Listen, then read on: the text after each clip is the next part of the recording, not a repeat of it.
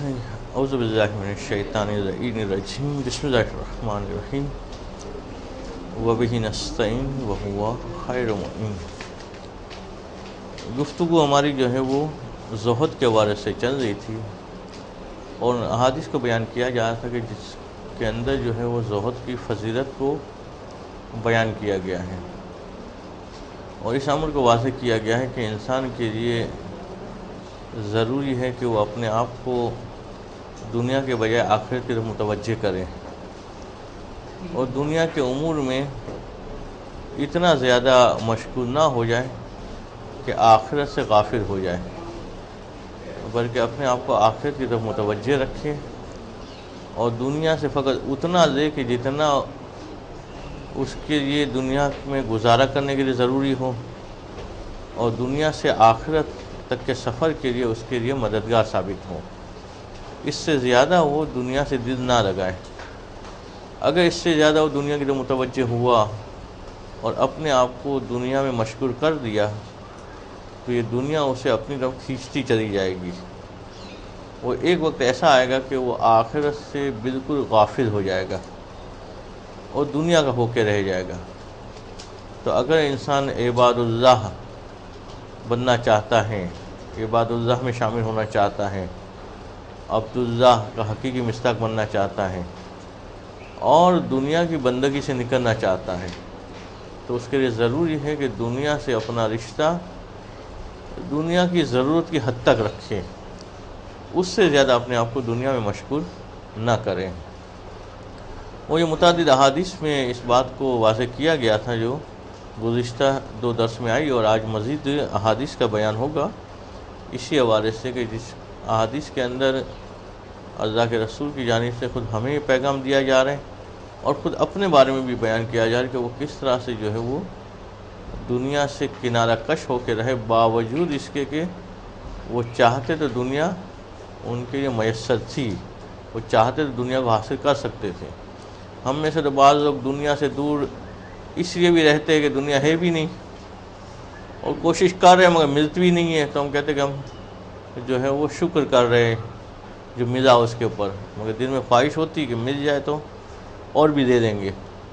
مگر جن کو سب کچھ میسر تھا وہ چاہتے تو پہاڑ سونے کے بن جاتے، مگر انہوں نے جو ہے وہ دنیا سے کنارہ کشی اختیار کی اور سوکھی روٹی پہ گزارا کرنے کو پسند کیا۔ تو چند احادیث مزید جو ہے آج بیان کی جائے گی۔ صفحہ نمبر 272 پیراگراف جو شروع ہوا ہے اس کے اندر جو کل ایک حدیث بیان ہوئی تھی لا یستکمل العبد، اس کے بعد کی حدیث سے شروع کرتے ہیں۔ بسم اللہ الرحمن الرحیم۔ وقال صلی اللہ علیہ وآلہ وسلم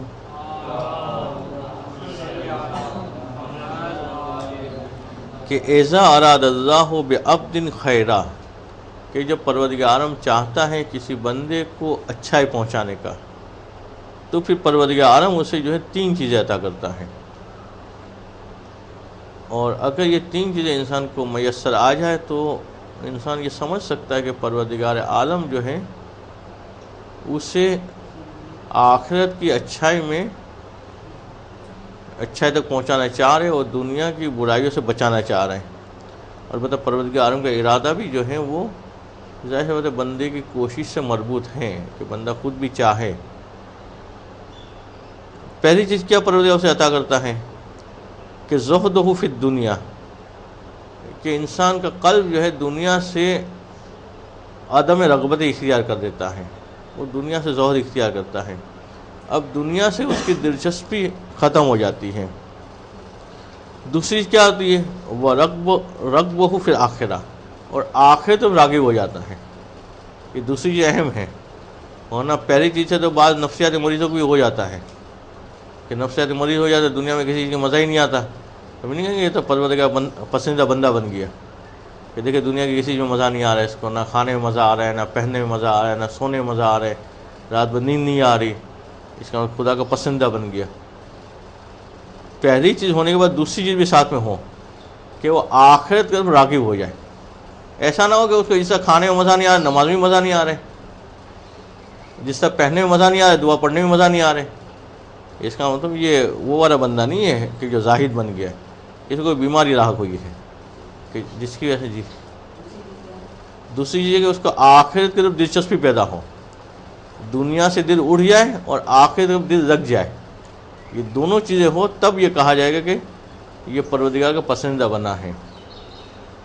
اور تیسری چیز جب پروردگار اسے عطا کرے گا، جب یہ دو باتیں اسے حاصل ہو جائے گی کہ دنیا سے دل اٹھ جائے اور آخرت میں دل لگ جائے، تو اس کے بعد یہ پہلے دو جملے تھے اس کو فعل کے ساتھ پڑھ سکتے تھے، بلکہ پڑھنا پڑے گا کیونکہ اذا کا جواب بن رہا ہے، تو ہم نے زہدہ پڑھا، اس کے بجائے یہ پڑھے زہدہ فی الدنیا اذا کے جواب کے طور پر۔ پہلی چیز وہ رغبہ فی الآخرہ یا رغبہ فی الآخرہ، اور تیسری چیز وہ بصرہ بعیوب نفسہ، کہ تیسری پروردگار اسے یہ عطا کرے گا کہ اس کو جو اپنے اندر پائے جانے والے عیوب کی معرفت حاصل ہو جائے گی، اس کی بصیرت حاصل ہو جائے گی، اسے یہ پتہ چل جائے گا کہ اس کے اپنے اندر کیا کیا خرابی ہے۔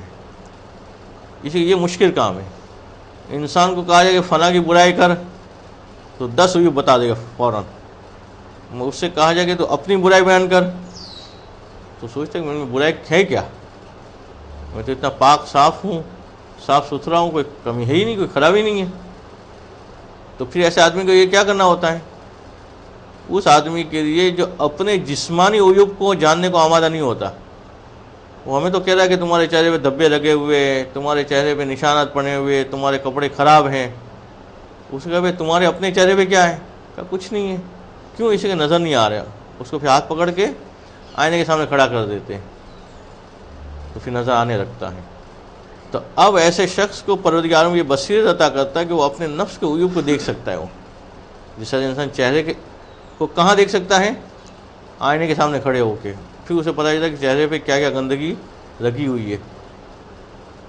تو یہ آدمی جو ہے اپنے نفس کے عیوب کو پہچان سکتا ہے، اور انسان کا کمال یہ ہے کہ اس کی نگاہ جو ہے اپنے عیوب کے اوپر ہو، دوسرے کے عیوب کے مقابلے میں۔ اسی انسان کے لیے دوسرے کے عیوب کو نکالنا آسان ہے، اپنے عیوب کو ڈھونڈنا جو ہے وہ مشکل کام ہے۔ ایک مصور نے جو ہے ایک تصویر بنائی، اب اس نے سوچا کہ تصویر اس کے اپنے اعتبار سے بہت اچھی تھی، کہ لوگوں کے سامنے پیش کرتا ہوں، لوگوں سے پوچھتا ہوں کہ اس کے اندر آیا کوئی عیب ہے تو نہیں اس کے اندر۔ تو اس نے ایک پبلک پلیس پہ جو ہے وہ اس کو آویزہ کر دیا، لگا دیا، اوپر لکھ دیا کہ اس تصویر کے اندر کوئی عیب ہو تو نشاندہی کی جائے۔ صبح وہ رکھ کے گیا، شام کو دیکھا تو پوری لائنیں لگی ہوئی، کسی نے کہا یہاں پہ یہ خرابی، وہاں پہ یہ خرابی، وہاں پہ یہ خرابی ہے۔ وہ تو سمجھ جاتے میں تو مصور بن گیا۔ اب وہ تصویر جو ہے وہ رات کو اتار کے لایا، منہ لٹکاتے ہوئے گھر پہ آیا، تو اس کے باپ نے پوچھا کیا ہوا؟ کہا کہ میں نے ایسا ایسا کیا تھا، وہ اتنے سارے عیوب نظر آ گئے تصویر کے اندر، اب تو میں سوچ رہا یہ کام ہی چھوڑ دوں، یہ میرا کام ہی نہیں تصویر بنانا۔ تو اس کے باپ نے کہا کہ جملہ تم نے کیا لکھا تھا؟ کہا میں نے لکھا تھا کہ اس کے اندر کوئی خرابی ہو تو اس کی نشاندہی کر دی جائے۔ کہا کہ یہ تم نے جملہ غلط لکھا تھا، تمہیں لکھنا تھا کہ اس تصویر کے اندر کوئی خرابی نظر آئے تو اس کو ٹھیک کر دینا۔ وہ یہ جملہ لکھ کے کل لگاؤ واپس تصویر وہی والی، اس نے وہی تصویر دوسرے نے لگائی اور جملہ چینج کر دیا، کہا اس تصویر کے اندر کسی کو کوئی خرابی نظر آئے تو ٹھیک کر دے۔ اب شام کو گیا تو صاف ستھری تصویر تھی۔ اسی کے لوگوں کے لیے عیوب کا نکالنا آسان ہے، کہا کہ وہی ٹھیک کر دو، وہ مشکل ہے۔ اس سے زیادہ اچھا ہوتا ہے انسان اپنے آپ کی طرف دیکھے، اپنے عیوب کی طرف دیکھے اور اپنی اصلاح کرے، اور اپنی اصلاح کے ذریعے سے دوسروں کو پیغام دے کہ دیکھیں میں سدھر گیا، اب تم لوگ بھی سدھر جانا چاہیے۔ اس لیے کہ دوسروں کو نصیحت کرنا، جیسے کہتے ہیں درس اخلاق دینا بہت آسان ہے، کسی بھی کہا درس اخلاق دو بڑا مزہ آتا ہے درس دینے میں، مگر اس کو اپنے پہ اپلائی کرو وہ مشکل کام ہے۔ تو یہ کہ انسان پہ اپنے عیوب کی تم نگاہ رکھے، اپنے عیوب کی اصلاح کرے، تو پروردگار اس کو یہ بصیرت دیتا ہے کہ اسے اپنے عیوب نظر آتے ہیں، ورنہ لوگوں کو نظر ہی نہیں آتے عیوب، اسے نظر آئیں گے تو اصلاح کرے گا۔ تو اگر کبھی یہ کیفیت ہو جائے کہ انسان دیکھنے لگے، اسے پتہ چلنے لگے کہ ہاں میں تو دن میں 10-12 دفعہ غیبت بھی کر دیتا ہوں، 4-5 دفعہ منہ سے جھوٹ بھی نکل آتا ہے، کبھی کبھار نگاہیں غلط جگہوں پہ اٹھ بھی جاتی ہے، اس کا مطلب پریشان نہ ہو، اب اچھی بات ہے متوجہ ہوا تو اب توبہ کرنا شروع کرے اور اپنی اصلاح کرنا شروع کرے۔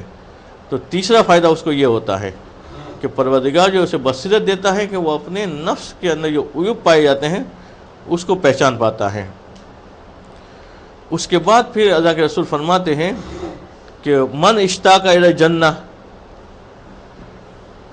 جو آدمی جنت کا مشتاق ہوتا ہے۔ اب ویسے پوچھا جائے کہ بھائی ہاتھ اٹھا کے بتاؤ کتنے لوگ جنت میں جانا چاہتے ہیں، تو سب اٹھا دیں گے۔ پھر کہا ہاتھ اٹھا کے بتاؤ کون لوگ جہنم میں نہیں جانا چاہتے، سب اٹھا دیں گے ہاں میں سے کوئی نہیں جانا چاہ رہے۔ اللہ کے رسول فرماتے ہیں یہ علامتیں ہیں، ہاتھ اٹھانے کی ضرورت نہیں، بولا یہ علامتیں ہیں تو پتہ چل جائے گا وہ جنت کا مشتاق ہیں، تو پتہ چل جائے گا وہ جہنم میں نہیں جانا چاہ رہے۔ کہ من اشتاق الی الجنہ، جو مشتاق ہے جنت کی طرف جانے کا، تو کیا کرتا ہے وہ سارا الخیرات، وہ نیک کاموں کی طرف بھاگتا ہے۔ اب دیکھتا ہے کہ وہ مثلا جو ہے وہ نماز کے لیے وضو کب کرتا ہے، اذان ہونے کے بعد وضو کے لیے بھاگتا ہے یا پہلے سے تیار ہوتا ہے؟ نماز شروع ہونے کے بعد پہلی رکعت میں شامل ہوتا ہے، چوتھی میں شامل ہوتا ہے۔ اس کا تیزی سے بھاگنا خیرات کی طرف، نیکی کی طرف، یہ علامت ہے کہ وہ جنت کی طرف، جنت کا مشتاق ہے۔ اور نیکی کی طرف دھکیلا جا رہا ہے، زبردستی جو ہے وہ مثلا جو ہے وہ کوئی کام کروائے جا رہے ہیں، اس کا مطلب مشتاق نہیں ہے جنت کی طرف، مگر لوگ چاہ رہے کہ وہ جائے جنت میں، یعنی لوگ گویا مشتاق ہے جو اس کو اس نیکی کی طرف جو ہے دھکیل رہے ہیں، وہ خود اس کا مشتاق نہیں ہے۔ وہ من خاف من النار، اور جو آدمی جہنم سے خوف کھاتا ہے، نہیں جانا چاہتا ہے، تو وہ ہاتھ اٹھا کے نہ بتائے، اللہ کے رسول فرماتے یہ کام کر لے، یہ کام کرے گا تو اس کا مطلب یہ ہے کہ وہ جہنم سے خوف زدہ ہے، جہنم میں نہیں جانا چاہتا ہے۔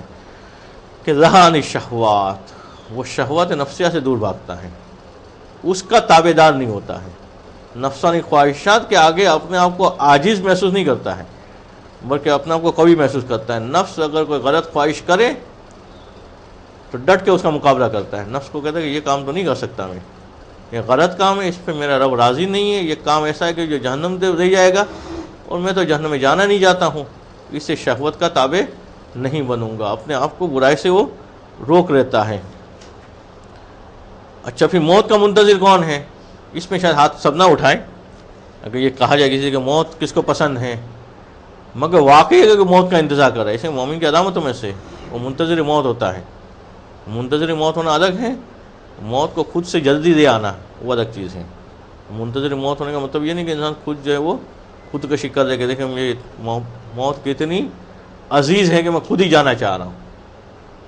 پروردگار عالم نے جب مقرر کی ہے اس کا انتظار کرے تو یہ انتظار کرنا اچھا ہو جائے کہ تو من ترک قبر موت، کہ جو موت کے لیے اپنے آپ کو آمادہ کرتا ہے اور منتظر ہوتا ہے اس کا، وہ کیا کرتا ہے؟ ترک الرزات، وہ لذات کو چھوڑ دیتا ہے، اس لیے کہ لذات میں وہ مبتلا ہوتا ہے کہ جو یہ سمجھ رہا ہوتا ہے کہ ابھی تو موت بہت دور ہے، مگر اسے نہیں پتا کہ ہو سکتا ہے اگلے لمحے ہی موت آ جائے، تو لذات کی تابع داری نہیں کرتا ہے، مگر واضح سی بات کہ وہ لذات کے جو اسے آخرت سے دور کرنے والی ہیں۔ وَمَنْ زَهَدَ فِي الدُّنْيَا حَانَتْ عَلَيْهِ مصیبات، اور جو آدمی دنیا میں زہد اختیار کرتا ہے، یعنی دنیا سے اس کی دلچسپی ختم ہو جاتی ہے، تو پھر دنیا میں جو مصیبتیں آتی ہیں وہ اسے بہت ہلکی محسوس ہوتی ہے، اسے گھبراتا نہیں ہے، اس سے ڈرتا نہیں ہے، وہ مصیبتوں کو معمولی سمجھتا ہے۔ ہاں جس کا دنیا میں لگاؤ بہت زیادہ ہو، اس کے دنیا میں آنے والی مصیبت جو ہے وہ بہت بڑی محسوس ہوتی ہے۔ جس کے دنیا کے مال میں دلچسپی زیادہ ہو، اس سے اگر مال چھن جائے تو اس کے اوپر وہ گریا بھی کرے گا، اپنی مصیبتوں کو بتاتا بھی رہے گا، مگر جس کو مال دنیا سے نسبت ہی نہیں تھی وہ روٹ جانے پہ خاص پریشان نہیں ہوتا۔ ہاں یہ پریشان ہوتا ہے، اس وقت پریشان ہوتا ہے جب کبھی نماز شب چھوٹ جائے اس سے، تو پریشان ہوتا ہے، اس کے بعد وہ پورا دن اس کا غمگین گزرتا ہے کہ آج جو پروردگار عالم کی ملاقات کے موقع کو میں نے ضائع کیا، تو اس کی پریشانی اس طرح کی ہوتی۔ مگر جو مال سے محبت رکھنے والے ہیں اس کے وہ کوئی اتنا مسئلہ نہیں ہے، اتنی نمازیں نہیں پڑھی، ایک اور نہیں پڑھی، بلکہ بعض اوقات تو انسان اس سے آگے سخت دلی میں اس سے آگے جاتا ہے کہ یہاں پہ اگر نماز فجر بھی چھوٹ جائے تو اس کے قلب پہ کوئی اثر نہیں ہوتا ہے. حالانکہ مومن کی علامت ہے کہ اگر اس سے کوئی واجب چھوٹ جائے تو اسے اذیت ہونی چاہیے. اگر اسے اذیت نہیں ہو رہی ہے اس کا مطلب یہ کہ اس واجب کے بارے میں وہ لاپرواہ ہے. ٹھیک ہے، ایسا نہیں ہے کہ مومن سے کوئی واجب چھوٹتا نہیں ہے، چھوٹ جاتا ہے، مگر چھوٹنے کی وجہ سے افسوس ضرور ہونا چاہیے. افسوس کا نہ ہونا جو ہے اس کی اس بات پہ دلیل بن جاتی کہ وہ واجبات کی طرف متوجہ نہیں ہے.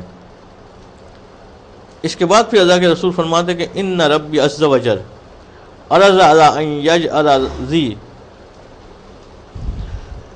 بطحا مکہ ذہبا فقلت ذا یا ربی، کہ اللہ کے رسول فرماتے ہیں کہ میرے پروردگار عالم نے میرے سامنے پیش کیا کہ اگر تم چاہتے ہو تو یہ جو بطحا کی پہاڑیاں ہیں اس کو سب پہاڑیوں کو سونے کا بنا دیا جائے. تو میں نے کہا نہیں پروردگار، مجھے نہیں چاہیے. اللہ کے رسول نے کیا مانگا اللہ سے؟ کہ لیکن اجوع یوما و اشبع یوما، مگر میں چاہتا ہوں کہ ایک دن جو ہے وہ بھوکا رہوں اور ایک دن مجھے پیٹ بھر کے کھانا ملے. فائدہ کیا ہوا اس سے؟ اللہ کے رسول فرماتے کہ فَأَمَّا الْيَوْمُ الَّذِي أَجُوعُ فِيهِ، وہ دن کے جس میں بھوکا رہوں اس دن میں کروں گا فَأَتَضَرَّعُ إِلَيْكَ وَأَدْعُوكَ، کہ اس دن میں تیری بارگاہ میں گریہ و زاری کروں گا اور دعائیں مانگوں گا. اور وَأَمَّا الْيَوْمُ الَّذِي أَشْبَعُ فِيهِ، اور وہ دن کے جس دن تو مجھے پیٹ بھر کے کھانا دے گا اس دن فَأَحْمَدُكَ وَأُثَنِّي عَلَيْكَ، اس دن میں تیری حمد و ثنا کروں گا. اس حدیث سے بعض علماء نے ایک مطلب اور نکالا ہے، اور وہ یہ نکالا ہے کہ اگر کوئی پروردگار عالم کی بارگاہ میں توبہ کرنا چاہے اور توبہ کی ظاہر بات ہے گریہ ہو جاری کرنے پڑیں گے، اس کو رونا پڑے گا پروردگار عالم کی بارگاہ میں، گڑ گڑانا پڑے گا. تو جب وہ توبہ کرنا چاہے اور جب وہ اس شدت سے دعا مانگنا چاہے تب اسے چاہیے کہ وہ اس کا پیٹ جو ہے تھوڑا سا خالی ہو. بالکل خالی ہوگا تو پھر تو ظاہر بات ہے وہ دعا بھی صحیح سے پڑھ نہیں سکے گا. جی ہاں، یعنی ضرورت کے مطابق کھانا. ہاں ہاں، یعنی ضرورت کے اعتبار سے، ضرورت کی مقدار میں. تو اب اگر وہ چاہتا ہے کہ وہ والی دعا کرے کہ جو توبہ والی ہوں جس میں رونا ہو، تو کہتے جتنا کھانا چاہیے اس سے تھوڑا سا کم کھائے تو اچھی دعا کر سکے گا. اور اگر وہ چاہتا ہے کہ پروردگار عالم کے بارگاہ میں شکر بجا رہا ہے، پروردگار عالم کی حمد کرے، تو کہتے حمد اس وقت زیادہ اچھی طرح سے کر سکے گا کہ جب اس کا پیٹ بھرا ہوا ہوگا. البتہ کتنا کہ وہ ڈکارہ نہ آ رہی ہو. خیر ڈکارہ تو آج کل خالی پیٹ بھی آتی ہے، مگر کہ اتنا نہ ہو کہ جس کے بعد جو ہے وہ سانس لینا بھی مشکل ہو رہا ہو، یعنی ضرورت کے مطابق اس نے کھایا ہوا ہو، تو وہ شکر زیادہ اچھے سے بجا جا سکے گا، ہم زیادہ اچھے سے بجا سکے گا وہ. تو توبہ والی دعا کے لیے پیٹ کا کچھ خالی ہونا، اور شکر و حمد والی دعا کے لیے پیٹ جتنا ضرورت ہے اتنا بھرا ہوا ہو. زیادہ خالی ہونا بھی نقصان دہ ہے، زیادہ بھرا ہونا بھی نقصان دہ ہے. پھر انسان سے جو ہے وہ عبادت والے امور بھی صحیح سے انجام نہیں پاتے ہیں. وہ رویہ. اس کے بعد پھر ایک اور روایت ہے، کافی لمبی روایت ہے، یہ بھی اللہ کے رسول سے منسوب ہیں کہ خرج ذات یوم یمشی و ماہ جبرائیل، کہ اللہ کے رسول ایک دن اس حالت میں جا رہے تھے کہ ساتھ میں جبرائیل بھی موجود تھے. فصعد علی الصفا، اور پھر اللہ کے رسول جو ہے صفا کی پہاڑی کے اوپر پہنچے. فقال له رسول اللہ یا جبرائیل، تو اللہ کے رسول نے جبرائیل سے کہا. اب وہ آل محمد کی مصیبت کہ کس حالت میں وہ زندگی گزارتے تھے، یہاں پہ جبرائیل سے جو ہے اللہ کے رسول نے اس کا تذکرہ کر دیا کہ والذی بعثک بالحق ما امسا لآل محمد کف سویکن ولا صفت دقیق، کہ اس ذات کی قسم کہ جس نے مجھے حق کے ساتھ مبعوث کیا ہے. اور یہاں پہ والذی بعثک بالحق جبرائیل سے مخاطب کو کہہ رہے اس ذات کی قسم جس نے تم کو حق کے ساتھ جو ہے وہ پیغام لانے کے لیے ذمہ داری کے لیے معین کیا ہے. کہ آل محمد علیہ السلام کی یہ صورتحال ہیں کہ اس حالت میں شام کی ہے کہ نہ ایک مٹھی پر ستو ہے، ستو ہی کہتے ہیں اس کو، ستو وہ مخصوص قسم کا جو، اور نہ ہی جو ہے وہ پھانکنے کی مقدار میں آٹا ہے۔ صفدہ دقیق وہ آٹے کو کہتے ہیں، پھانکنے مقدار میں جیسے مٹھی پر تھوڑا سا جو ہوتا ہے کہ اتنی مقدار میں آٹا موجود ہے، یہ والی کیفیت ہے جی۔ کہ اللہ کے رسول نے جبرائیل سے کہا کہ اس ذات کی قسم کہ جس نے تمہیں حق کے ساتھ مبعوث کیا ہے، شام کے وقت یہ کیفیت ہے کہ آل محمد کے لیے نہ جو ہے وہ مٹھی پر ستو ہے اور نہ ہی جو ہے وہ پھانکنے کی مقدار میں آٹا ہے۔ ستو شاید گندم کی یا جو کی کوئی چیز ہوتی ہے، اس کا شربت بھی بنتا ہے، وہ بھی کہتے ہیں۔ تو فلم یتم کلامہ باسرع من ان سمع هذه من السماء افزعته، تو ابھی اللہ کے رسول کا کلام ختم نہیں ہوا تھا کہ تیزی سے آسمان سے ایک آواز بلند ہوئی، اور ایسی آواز بلند ہوئی کہ جس سے جو ہے وہ گھبراہٹ پیدا ہوئی۔ فقال رسول اللہ امر اللہ القیامہ ان تقوم، تو اللہ کے رسول نے جبرائیل سے سوال کیا کہ کیا پروردگار عالم نے حکم دے دیا کہ قیامت قائم ہو جائے؟ یعنی اتنی زبردست آواز تھی کہ اللہ کے رسول جبرائیل سے پوچھ رہے کہ کیا قیامت آ گئی؟ تو فقال، تو جبرائیل نے کہا کہ لا ولکن ھذا اسرافیل علیہ السلام قد نظر الیک حین سمع کلامک، کہ نہیں مگر یہ اسرافیل علیہ السلام ہے کہ جو آسمان سے نازل ہو رہے آپ کی یہ گفتگو سننے کے بعد۔ فاتح اسرافیل، پھر اسرافیل جو ہے اللہ کے رسول کی خدمت میں آئے، جبرائیل تو پہلے سے موجود تھے، اللہ کے رسول جبرائیل سے اب اسرافیل آئے۔ فقال، اور کہنے لگے ان اللہ عز وجل سمع ما ذکرتا، کہ اللہ عز وجل نے آپ کی وہ بات سنی کہ جو آپ نے ذکر کی آل محمد علیہ السلام کی مصیبت کے حوالے سے۔ تو فبعثنی بمفاتیح الارض، اور پروردگار عالم نے مجھے زمین کے خزانوں کی چابیاں دے کے بھیجا ہے۔ وَأَمَرَنِي أَنْ أَعْرِضَ عَلَيْكَ إِنْ أَحْبَبْتَ أَنْ أُسِيرَ مَعَكَ جِبَالَ تَهَامَ زَمْرُودًا وَيَاقُوتًا وَذَهَبًا وَفِضَّةً فَعَلْتُ، کہ مجھے حکم دیا ہے کہ میں آپ کے سامنے یہ پیشکش کروں کہ اگر آپ چاہتے تو میں آپ کے ساتھ چلوں اور ان پہاڑوں کے اندر جو زمرود و یاقوت و سونے و چاندی کے خزانے ہیں وہ نکال کے آپ کے سپرد کر دوں، مگر یہ ایک چوائس ہے کہ چاہے تو یہ کرے، وَإِن شِئْتَ نَبِيًّا مَلَكًا، اور اگر آپ چاہتے ہیں تو پروردگار کی طرف سے یہ حکم ہے کہ میں آپ کو ایک فرشتہ بنا دوں جو پیغام رسانی کا کام کرے گا۔ اور تیسرا آپشن وَإِن شِئْتَ نَبِيًّا عَبْدًا، اور اگر آپ چاہتے ہیں تو آپ نبی اور پروردگار کے ایک بندے رہیں۔ تین آپشن ہیں، تین میں سے آپ جو چاہے ہو، چاہے تو دنیا کے خزانے آپ کے سپرد، چاہے تو آپ جو ہے فرشتہ بن جائے، چاہے تو آپ جو ہے وہ نبی اور عبد رہیں۔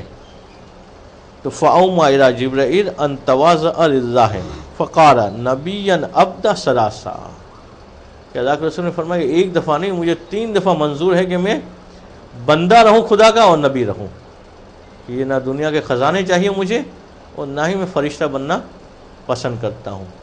تو اللہ کے رسول بھی جو ہے وہ دنیا سے زہد اختیار کرتے تھے، جبکہ چاہتے تو دنیا کے سارے خزانے ان کے لیے میسر تھے۔ اس کے بعد ایک اور حدیث، یہ بھی تھوڑی سی لمبی ہے مگر ہو جائے گی انشاءاللہ 5 منٹ میں،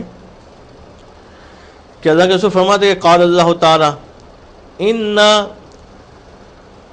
من اغبط الاولیاء عندی رجلا خفیف الحال ذاہز من صلاۃ، کہ میرے بندوں میں سے سب سے زیادہ وہ بندہ، یہ لفظ ہے اغبطہ، غبط کا مادہ جو ہے وہ اس شخص کے استعمال ہوتا ہے کہ جو نظروں میں آنے والا ہو۔ تو پروردگار کہتا ہے کہ میرے بندوں میں سے وہ بندہ جو مجھے ہمیشہ نظروں میں رہتا ہے، نظروں میں آنے والا بندہ ہے، یعنی نگاہ میں رہنے والا، یا خصوصی بندہ، ان میں سے وہ بندہ ہے رجلن، ایسا بندہ کہ خفیف الحال، سوری حفیف الحال، خفیف نہیں حفیف ہے، اور حفیف کا معنی نیچے ترجمے میں حاشی میں لکھا ہوا ہے، حفیف کا معنی کہ الحفیف بالمحملہ، یعنی ہا کے اوپر نقطہ نہیں ہے، بغیر نقطے کا، یعنی خفیف نہیں ہے، یہ حفیف ہے۔ اس کا معنی ہے العیش السو وقلۃ المال، کہ ایسی زندگی کہ جس میں پریشانیاں ہوں اور جس میں مال کی تنگی ہو، مال کم ہو۔ تو اللہ فرماتا ہے، اللہ کے رسول پروردگار عالم کی بات کو نقل کر کے اللہ فرماتا ہے کہ میرے نگاہوں میں رہتا ہے وہ بندہ کہ جو حال کے اعتبار سے تنگ دست ہو۔ ہم تو سمجھتے ہیں کہ وہ آدمی پروردگار عالم کی نگاہ میں جس کو مال مسلسل مل جائے گا، ہم شاید نظروں میں یہی نہیں جو ہمیں ملے، اس آدمی کو ملتے ہی جا رہا ہے، اس کا مطلب خدا کی خاص نگاہ ہے اس کے اوپر۔ تو حفیف الحال ذا حص من صلاۃ، مگر ایسا آدمی کہ جو نماز کا بہت بڑا حصہ ہے اس کے پاس، نماز سے جو غافل نہیں ہوتا ہے۔ یہ اور بات ہے کہ بعض لوگ جو ہے وہ دونوں طرف سے تنگ دست ہوتے ہیں، کہ مال بھی میں بھی تنگ دستی، نماز میں بھی تنگ دستی ہے، کہ مال کم ہے تو نماز بھی کم ہے۔ احسن عبادت ربہ بالغیب، کہ وہ بہترین عبادت کرتا ہے اپنے پروردگار کے، مگر کب؟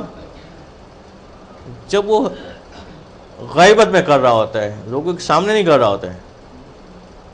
بعض اوقات ہمارے درمیان بھی یہ صورتحال برعکس ہو جاتی ہے کہ خاموشی سے تو فٹافٹ نماز شب ایک رات پڑھی اور سو گئے، مگر لوگوں کے سامنے پڑھنے کی بات آئے تو بہترین قرات کے ساتھ جو ہے طویل ہم نمازیں پڑھتے ہیں، تاکہ لوگ کہیں کہ ہاں کتنا اچھا بندہ ہے نماز پڑھنے کا۔ یہاں پہ کہ عبادت کرتا ہے اپنے پروردگار کی، بہتر عبادت کرتا ہے، مگر اس حالت میں کر رہا ہوتا ہے کہ کوئی اس کو دیکھنے والا نہیں ہوتا ہے۔ وَكَانَ غَامِضًا فِي النَّاسِ، اور لوگوں میں ایسا ہوتا ہے کہ لوگ اسے نظر انداز کیے ہوتے ہیں، لوگ اس کو کوئی اہمیت ہی نہیں دے رہے ہوتے، لوگوں میں یہ شہرت نہیں رکھ رہا ہوتا ہے۔ وَجَعَلَ رِزْقَهُ كِفَافًا، فَصَبَرَ آ رہے ہیں، اور پروردگار نے اس کا رزق کتنا دیا ہوتا ہے؟ جتنا اس کو ضرورت ہے، اور وہ دیکھتا ہے جتنی تنخواہ بڑھتی ہے اتنے خرچے بڑھ جاتے ہیں، تو آگے کچھ ہوتا ہی نہیں ہے، یعنی اس کو ضرورت سے زیادہ ملتا ہی نہیں ہے، یعنی پروردگار اس کو دیتا ہے کتنا؟ کفاف، جتنی ضرورت ہے، اور اس کے بعد پھر ہائی وے نہیں کرتا کہ ہر جگہ اپنی مصیبتیں بتاتا ہوں۔ فصبر آ رہے ہیں کہ وہ اس کے اوپر صابر ہوتا ہے۔ اجرت منیتہ، اور اس آدمی کی موت جو ہے وہ جلدی سے آ جاتی ہے۔ جلدی سے آنے کا مطلب یہ نہیں کہ وہ 20 سال میں مر جاتا ہے، بعض وقت 100 سال کے بعد آنے والی موت بھی جلدی سے آنے والی موت ہوتی ہے۔ ابھی جو ہے وہ آخری منٹ ہے، اس کی تشریح کی گنجائش نہیں، اگلے درس میں شروع میں یاد آیا تو اس کی وضاحت کریں گے جلدی سے موت سے کیا مراد ہے، یعنی یہ نہیں ہے کہ 20 سال میں مر جائے گا کم از کم۔ فَقَلَّ تِرَاثُهُ وَقَلَّ بَوَاقِيهُ، ہے کہ اس آدمی کی میراث بھی کم ہوتی ہے، اور اس آدمی کے جو ہے وہ اس کے اوپر رونے والے بھی کم ہوتے ہیں، بواقی بھی کم ہوتے ہیں۔ اب اسی سے قریب والی ایک اور حدیث چوتھے امام علیہ السلام کے حوالے سے جو انشاءاللہ پڑھیں گے۔ بسم اللہ الرحمن الرحیم، وَبِهِ نَسْتَعِينُ وَهُوَ خَيْرُ مُعِينٍ۔ گفتگو ہماری زہد کے حوالے سے چل رہی تھی، اور اس بات کو بیان کیا جا رہا تھا کہ مومن کی صفت یہ کہ وہ زہد کو اپناتا ہے، اور غیر مومن کی صفت یہ ہے کہ وہ زہد سے دور بھاگتا ہے۔ اور اس کی حوالے سے اللہ کے رسول سے منسوب احادیث کو بیان کیا گیا تھا، اور اب ان احادیث کا سلسلہ شروع ہو رہا ہے کہ جو ائمہ معصومین علیہ السلام سے منسوب ہیں، کہ جس میں بعض احادیث تو امام علیہ السلام سے ڈائریکٹ نقل کی جا رہی ہے، اور بعض احادیث ایسی کہ جو امام علیہ السلام اللہ کے رسول کے فرمان کو بیان کر رہے ہیں۔ تو پہلی حدیث وہی ہے جو چوتھے امام علیہ السلام سے ہے، مگر اللہ کے رسول کے فرمان کو، اس کے بعد جو ہے مولا متقیان علیہ السلام کا فرمان، اور اس کے بعد دیگر ائمہ علیہ السلام نے جو زہد کے حوالے سے بیان کیا ہے اس کو بیان کیا جائے گا۔ تو دیکھیں عبارت میں صفحہ نمبر 272 میں نیچے سے جو ہے 7ویں لائن پر پہنچے تھے ہم، اور وہیں سے عبارت کو آگے بڑھاتے ہیں۔ بسم اللہ الرحمن الرحیم۔ وعن علی بن حسین صلوات اللہ علیہما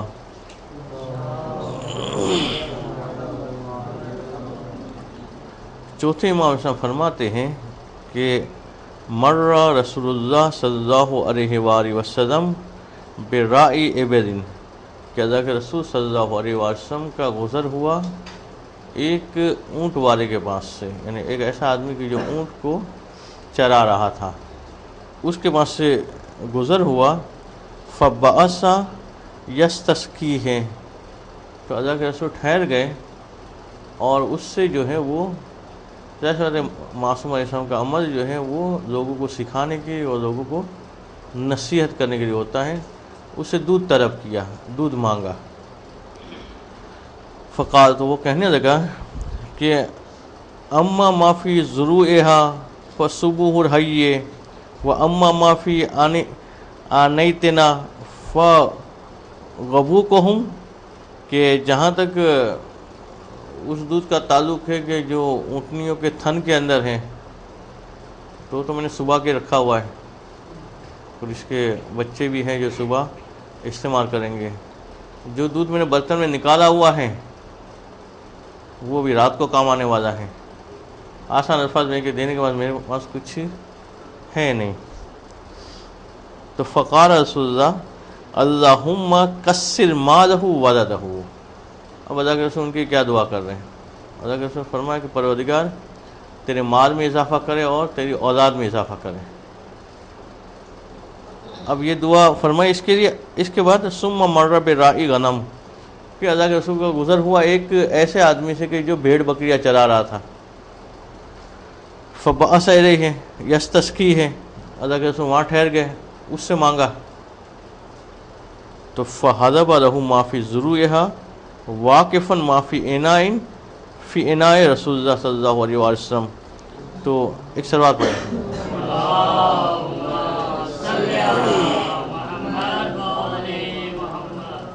تو اس آدمی نے جو بکریوں کے تھن میں دودھ تھا وہ بھی نکالا، پہلے سے جو برتن میں دودھ تھا اس کے ساتھ اس دودھ کو ملایا، اور دونوں دودھ جو ہیں وہ اللہ کے رسول کی جانب سے جو برتن دیا گیا تھا اس کے اندر ڈال دیا، اور اس کے بعد وبعث الیہ بشاۃ، اور پھر ساتھ میں جو ہے ایک بکری بھی اللہ کے رسول کی خدمت میں پیش کی۔ وقال، اور کہنے لگا کہ ھذا ما عندنا، یہ تو میری طرف سے تھا، وَإِنْ أَحْبَبْتَ أَن نَزِيدَكَ زِدْنَاكَ، کہ اگر آپ چاہتے کہ مزید کچھ اور دوں میں تو میں اور بھی دینے کو تیار ہوں۔ تو جب اس کی یہ کیفیت دیکھی تو اب اس آدمی کے اللہ کے رسول کی دعا کیا ہونی چاہیے؟ بظاہر تو یہ ہونا چاہیے کہ جو پہلے آدمی کے لیے جو اس نے کچھ نہیں دیا اس کے لیے کہا کہ مال بہت کثیر ہو، اولاد کثرت سے ملے، تو اس کے لیے اس سے بڑھ کے دعا ہونی چاہیے۔ اب اللہ کے رسول اس کے لیے دعا کر رہے ہیں کہ قال رسول اللہ اللہم ارزقہ الکفاف، کہ پروردگار تو اس کو ضرورت کے مطابق دیا کر، اس کو زیادہ نہ دے۔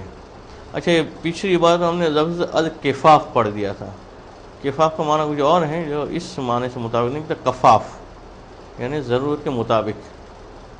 تو پروردگار تو اتنا ہی دے کہ جتنا اس کی ضرورت ہے۔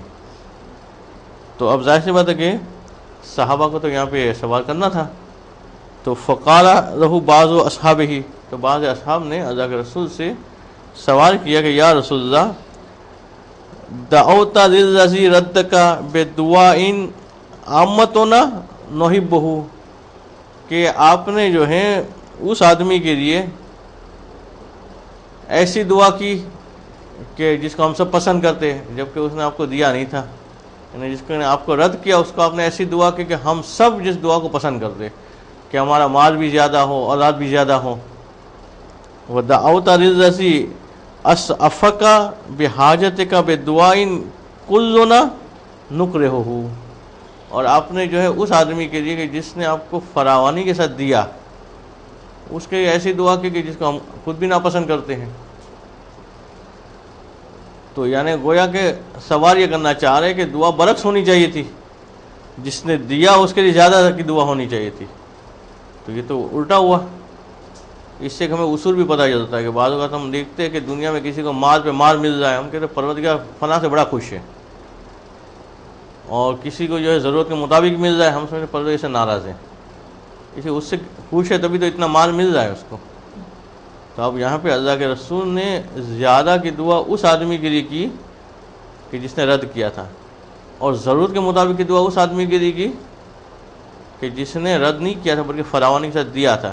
تو وجہ بھی بتا رہے اللہ کے رسول. فقال رسول اللہ صلی اللہ علیہ وسلم ان ما قل و کفا خیر مما کثر و الہا. یہ اصول بتا دیا اللہ کے رسول نے کہ یقیناً وہ مال جو کم ہو مگر ضرورت کے مطابق ہو، کافی ہو، ضرورت پوری ہوتی ہے اس سے، خیر و مما یہ بہتر ہے اس مال سے کہ کثر و الہا کہ زیادہ ہو مگر اس کا اسراف کیا جائے، اس کو ضائع کیا جائے، اس سے فائدہ نہ اٹھایا جائے. تو زیادہ مال ہو وہ انسان اس سے فائدہ نہ اٹھا سکے، اس کے مقابلے میں وہ کم مال اچھا ہے کہ جو انسان کی ضرورت کو پورا کرنے والا ہو. اور اس کے بعد اللہ کے رسول دعا کر رہے ہیں. اب انسان سب سے اچھی دعا کس کے لیے کرتا ہے؟ اپنے لیے اور اپنی اولاد کے لیے. تو اب اللہ کے رسول اپنے لیے کیا دعا کر رہے ہیں اور اپنی اولاد کے کیا دعا کر رہے ہیں کہ اللہم ارزق محمدن و آل محمد الکفاف، کہ پروردگار تو جو ہے رزق عطا کر محمد و آل محمد کو الکفاف، ضرورت کے مطابق. اس کا مطلب سب سے اچھی دعا کیا ہے کہ انسان پروردگار عالم سے یہ مانگے کہ ضرورت کے مطابق اس کو ملتا رہے، وجہ یہ کہ ایسی فراوانی کی جو انسان کو گمراہی کی طرف لے جائے، ایسی فراوانی کی جو انسان کو نافرمانی کی طرف لے جائے. اسے ہم دیکھتے ہیں کہ جس کے پاس زیادہ مال ہوتا ہے وہ اتنی ہی زیادہ خدا کی نافرمانی کرتا ہے، اور جس میں کم مال ہوتا ہے وہ اتنی ہی کم نافرمانی کرتا ہے.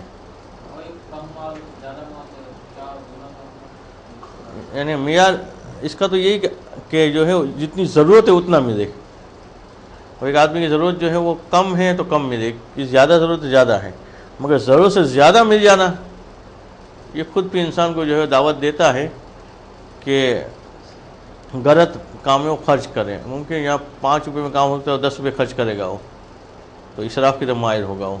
مگر کب کرے گا کہ ضرورت سے زیادہ پیسے ہوں گے، ضرورت کے مطابق ہوگا تو ناپ توڑ کے خرچ کرے گا. وہ 5 کی چیز مل رہی ہوگی ڈھونڈے گا کہ 4 کی تو نہیں مل رہی ہے، تو ممکن ہے 5 والی چھوڑ کے 4 والی دے. تو وہ حساب کتاب کی سختیوں میں بھی اسے آسانی ہوگی. اور پھر آگے جو مولا فرما رہے 3 قسم کے لوگ، اس میں بھی وہ اپنا تعین کر سکتا ہے کہ وہ کس قسم کے لوگوں میں ہیں. کہ وہ قال امیر المومنین علیہ الصلوۃ والسلام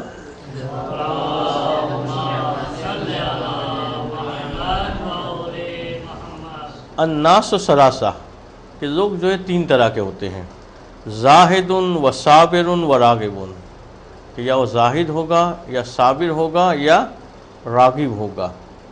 کہ انسان غور کرے تو اپنے آپ کو 3 میں سے کسی ایک میں پائے گا، وہ اس 3 کے علاوہ کہیں نہیں ہوگا. تو پہلے پھر مولا بتا رہے کہ زاہد کون ہوتا ہے. کہ فامت زاہد، جہاں تک زاہد کا تعلق ہے تو یہ کون آدمی ہوتا ہے کہ فقط خرجت الاحزان والافراح من قلبہ. زاہد وہ آدمی ہوتا ہے کہ جس کے دل سے سارے غم اور ساری خوشیاں نکل چکی ہوتی ہے دنیا کے حوالے سے. دنیا میں سے کچھ مل جائے تو کوئی خوش نہیں ہوتے، دنیا میں کچھ چیزوں سے اگر محروم ہو جائے تو کوئی غم نہیں ہوتا ہے. تو دنیا کے حوالے سے احزان اور افراح سے اس کا قلب جو ہے وہ خالی ہوتا ہے. فلا یفرح بشیء من الدنیا ولا یأس علی شیء منها فاتہ، کہ نہ تو دنیا میں سے ملنے والی کوئی چیز اسے خوش کرتی ہے اور نہ ہی دنیا میں سے نہ ملنے والی کوئی چیز اسے مایوس کرتی ہے. کہ ملنے پہ نہ وہ خوش ہوتا ہے، نہ ملنے پہ نہ وہ ناراض ہوتا ہے. تو فہو مستریح، یہ آدمی جو ہے وہ سکون میں ہوتا ہے، راحت میں ہوتا ہے، آسانی میں ہوتا ہے. مگر ظاہر سی بات ہے کہ اس کیٹیگری کے لوگ جو ہے وہ کم ہی پائے جاتے ہیں. وعلیکم السلام. اس کی تعداد کم ہی ہوگی.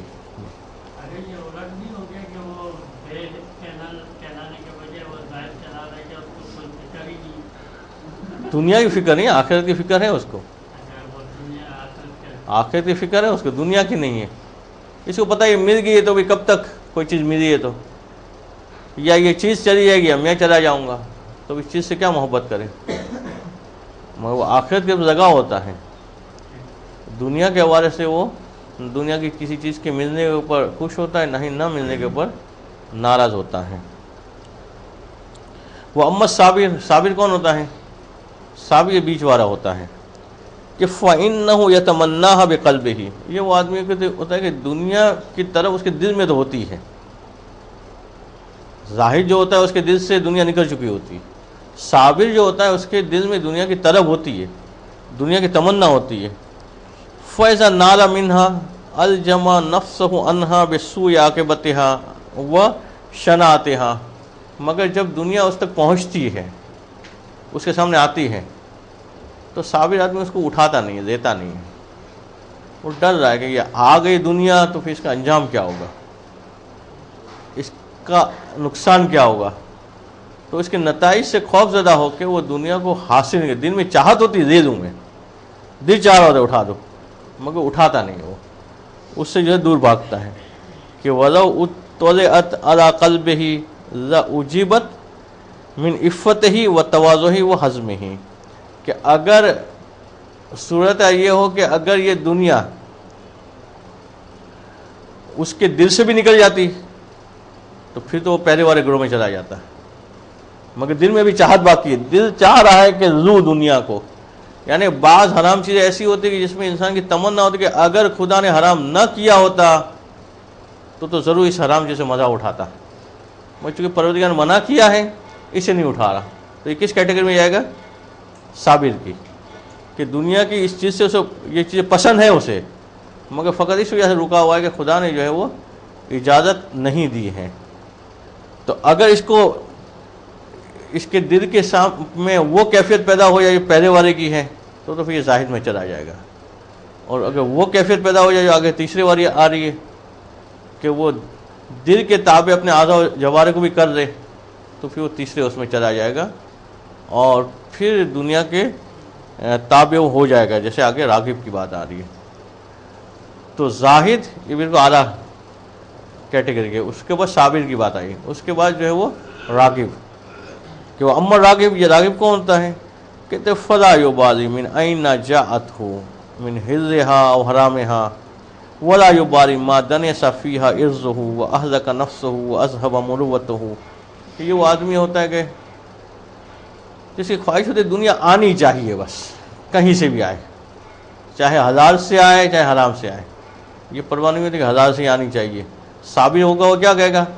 دل میں چاہت ہے مگر نہیں حرام کرنے آنی چاہیے، دل چاہ رہا کہ آئے مال، مگر وہ حرام نہیں چاہ رہے، مگر یہ حلال سے آئے یا حرام سے آئے، اور یہ بھی پرواہ نہیں کرتا کہ اس کی وجہ سے اس کی عزت پہ بٹا لگ رہا ہے، عزت جو ہے خراب ہو رہی ہے، عزت میں کے اعتبار سے وہ پس سمجھا جا رہا ہے، کہا نہیں دنیا آتی ہے تو تھوڑی عزت چلی جاتی ہے تو کوئی مسئلہ نہیں ہے، وہ عزت کو گنوانے کے لیے بھی آمادہ ہو جاتا ہے، اور یہ اہلک نفس ہو، اور دنیا حاصل کرنے کے لیے وہ اپنے نفس کو ہلاک بھی کر دیتا ہے۔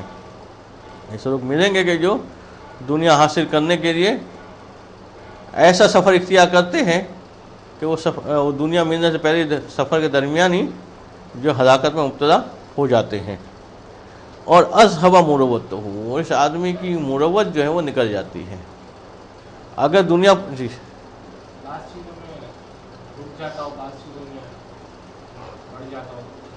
تو اسی اعتبار سے کہا جائے گا کہ اتنے پرسنٹ صابر ہے، اتنے پرسنٹ راغب ہیں۔ اوور آل تو جس کا غلبہ ہوگا وہ چیز زیادہ کہی جا سکتی ہے کہ اگر وہ 60-70% راغب ہیں، 30% صابر ہیں تو اس کو راغب کہیں گے، ورنہ جو صابر ہے وہ بھی کبھی نہ کبھی تو مبتلا ہو ہی جائے گا، اسے معصوم تو نہیں ہے، مگر ملکہ ہے تو صابر کہا جائے گا، وہ ملکہ ختم ہو گیا تو راغب ہوگا۔ تو اب اس آدمی کی مروت بھی ختم ہو گئی ہوتی کہ فہم فی غمرتہم یامہونا ویستربونا، کہ یہ دنیا کے سمندر کے اندر کبھی اسے موجیں ادھر لے جا رہی ہوتی کبھی ادھر لے جا رہی ہوتی، مضطرب حالت میں جو ہے وہ دنیا میں گھوم رہا ہوتا ہے، اس کی چاہت جو ہے وہ ساری کی ساری دنیا کے حد تک محدود ہوتی ہے۔ تو یہ 3 کیٹیگری مولا نے بیان کی، اور انسان غور کرے تو اپنے آپ کو دیکھ سکتا ہے کہ وہ کہاں جو ہے وہ پاتا ہے۔ جی مروت یعنی ایسا کام کہ جو اس کی شان کے مطابق ہو وہ کرے، اور جو شان کے مطابق نہ ہو وہ نہ کرے، جیسے کہ عالم کے لیے مناسب نہیں ہے کہ وہ کسی چھولے والے کے پاس کھڑا ہو کے چھولے کھانا شروع کر دے، تو اگر ایسا کرتا ہے تو کہا جائے گا کہ خلاف مروت کام کیا. مگر یہ آدمی جو دنیا کا حریص ہے وہ ہر کام کرنے کو تیار ہو جاتا ہے.